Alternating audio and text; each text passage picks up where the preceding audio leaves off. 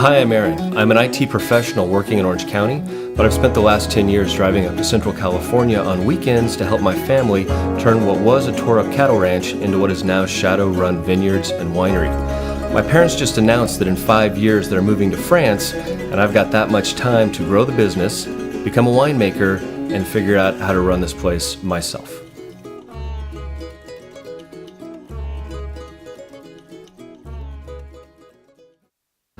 Hey, Aaron Hunt here at Run Vineyards and Winery out here in the vineyard. The reason I'm out here today is I think a lot of people don't know what goes on in the vineyard, just kind of at a high level what's happening out here. And like I always say, the more appreciation of what's going on in wine and what happened before it got into your glass is only going to help you enjoy the experience more.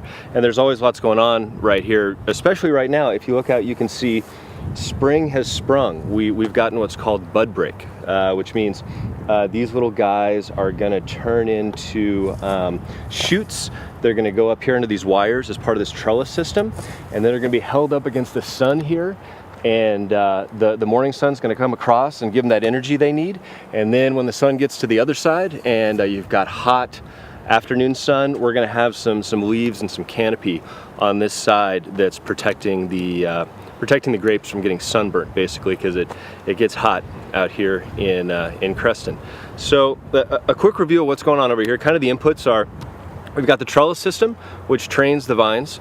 We've got the vines themselves, we've got the sun, we've got soil, and we've got water. We've also got birds and gophers and critters that would like to get in here and wreck the vines. We've got nutrients in the ground. Important ones are nitrogen, and as we found out last year, particularly for Malbec, you need zinc in the soil. You're not going to get berry set. So high level, what's going on? Let's start from the vine's perspective. What does the vine want out of this deal? Well, what the vine wants is to reproduce. And how do vines reproduce? They flower, and then they create these bunches of grapes with seeds inside, sexually mature seeds. And then birds are attracted to the grapes, and then they eat them and carry them off and spread the seeds, and then the vine reproduces and gets spread. Well, what attracts the birds to the grape? It's the color. Birds know to go for that deep dark purple color, and it's also the sugar and the moisture in the grapes. Well, the same thing that attracts birds attracts winemakers. We want grapes that have qualities in the grape that are going to translate into good wine. So maybe I can walk through the anatomy of a vine real quick. You've got trunk, cordons, spurs, shoots, and when all these things work together, sucking the right amount of water up from the ground. Not enough water, they're going to die. Too much water, they're not going to be stressed out. They're going to get too vigorous, and you're going to get flabby grapes. The same is really true for all the inputs in here, whether it's water or nutrients or sun. You really need them in the right quantities, and changing one requires you to change the other. And so you kind of got to know what you're doing in that regard. The particular qualities we want in a grape. So a grape is mostly water, and then sugar, and then acids, mostly tartaric acid, and then polyphenolic compounds, which include things like anthocyanins, tannins, things that have got goofy names like flavonoids. And this is all the stuff that people they're trying to make a science out of it. They haven't got it figured out. But it's stuff that you want in the right ratios before the grapes come out of here and they get processed over at the winery. So what do you want? You want the sugar level to rise to a certain level, because the right amount of sugar, all that sugar is going to get turned into alcohol, and you want the right amount of alcohol. So you need the right amount of sugar. So what's going to happen is these little grapes are going to start with very little sugar and a lot of acid. And then as the sun hits them, and if it hits them the right amount, where they get enough sun to not develop the wrong compounds, but not so much sun that they get burnt, that sugar is going to develop over time, and then those acids are going to drop. And if the acids drop too far, if we harvest too late and there's a lot of sugar and the acids are all gone, you're going to get big flabby wine. Think of what did we all drink in junior high? Boone's Farm, Strawberry Hill. That's wine with lots of sugar and no acid. If you pick too early, there's going to be not enough sugar, not enough fruit, and too much acid, and you're going to get something that maybe some wine critic somewhere would think was interesting, but no one's going to drink it on purpose. So it needs to all be in balance. the way we used to do that is we would come out here and we would have a spectrometer, I think was what it's called, and it's a little telescope looking thing, and you smash the grape on the end of it, and you look through it, and it tells you the exact level of sugar. What people do now is they just pick grapes off and they eat them, and they decide if they're mature enough, or at least that's what people say they do. I don't know, they might still rely on numbers. So back to what's going on out here. We've just pruned. The purpose of pruning is to control for how many grapes we're going to get. So if you think of the vine as a pie, it's got X amount of goodness in it, and that X amount of goodness can be spread amongst a lot of grapes or a few grapes. And this is like any other farming activity where you're going for maximum intensity. You need to control for that. So we come in here and prune hard till you've got,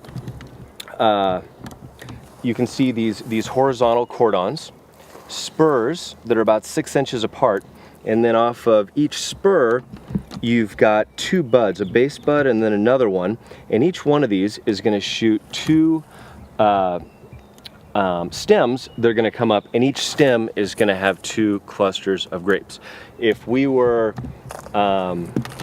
50 miles east of here and we were making grapes for Concord jelly, or grapes that could go either way, jelly or wine depending on who's paying more, we wouldn't care about any of this. We would get as much tonnage as we can.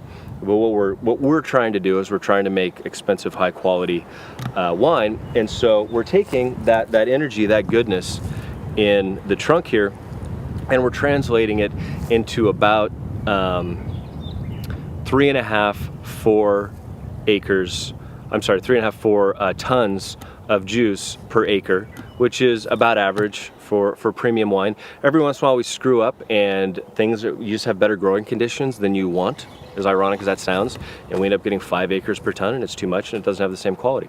So, and it's stuff you can steer through the course of the season by controlling the inputs you have.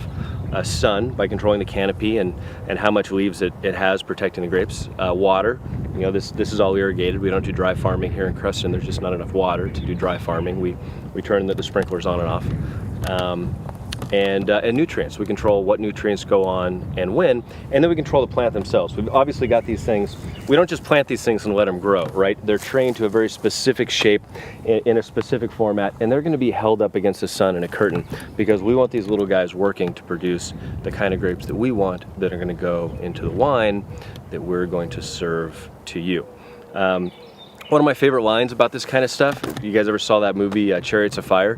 Great line where the running coach says about one of his athletes he's training, you can't put in what God left out. And that's true of winemaking. You can't take crummy grapes and make good wine. All the goodness comes from here, and once the grapes leave here, all we can really do is screw it up. Our job as winemakers is to not screw up what's in those grapes and to get it into your glass with all the same qualities it has here in the vineyard. And that's interesting about Shadow Run Wine. There aren't a lot of organizations that are of a size, there aren't a lot of wineries that are sized like ours, where the same people who are making decisions in the vineyard are making decisions in the winery.